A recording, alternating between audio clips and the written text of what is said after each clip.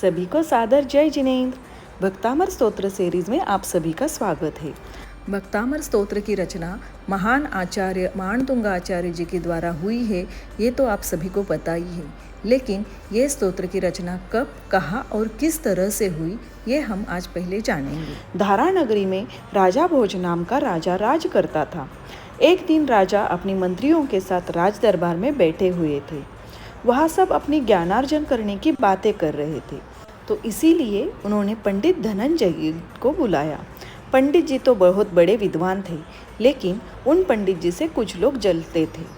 तो जैसे ही पंडित जी राज दरबार में आए तो मंत्रियों ने जोर शोर मचा के पंडित जी को गलत सलत कहने लग गए।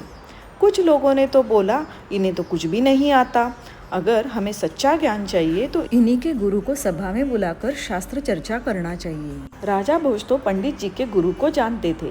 उनके गुरु का नाम था माणतुंगाचार्य जी। माणतुंगाचार्य तो बहुत बड़े विद्वान और ज्ञानी थे, तो मंत्रियों को शांत करने के लिए इनके गुरु को बुलाना चाहिए, ऐसा राजा ने सोच लिया। तो आचार्य जी को बुलाने के लिए एक दूत को भेज दिया। उस दूत ने आचार्य जी के सामने विनयपूर्वक नमन करके बोला कि आपको राजा ने राज दरबार में बुलाया है, कृपया आप राज दरबार में आके हम सबको उपदेश दीजिए। तो उस दूत से आचार्य जी ने कहा कि हम तो दिगंबर साधु हैं, हम ऐसे नहीं आते हैं, हमारा इन सब चीज़ों का त्याग रहता है। दूत ने राजा को ये संदेश दिया, तब राजा को मंत्रियों ने फिर से भड़काया। राजा ने इसे अपना अपमान समझकर सैनिकों को आदेश दिया कि आचार्य को बंदी बनाकर राज दरबार में लेकर आइए। राज आज्ञानुसार सैनिकों ने माणतुंगाचार्य जी को बंदी बनाकर राज दरबार में लेकर आए। आचार्य जी से राज दरबार में न आने का कारण पूछा, तब उन्होंने कुछ नहीं बोला। फिर राजा को और क्रोध आ गया। आचार्य जी के शरीर पर लोहे की बेड़ियां डलवाकर उन्हें 48 तालों में बांध दिया।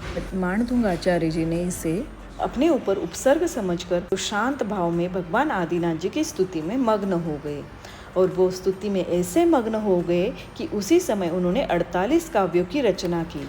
आचार्य माणतुंग जी अपनी साधना में इतने गहराई में चले गए थे, वे एक एक काव्य की रचना करते गए और एक एक ताले टूटते गए, और यही 48 काव्य आज सुप्रसिद्ध भक्तामर स्तोत्र के नाम से जाना जाता है। श्री भक्तामर का पाठ करो नित प्रात, भक्ति मन लाई, सब संकट जाए नशाई।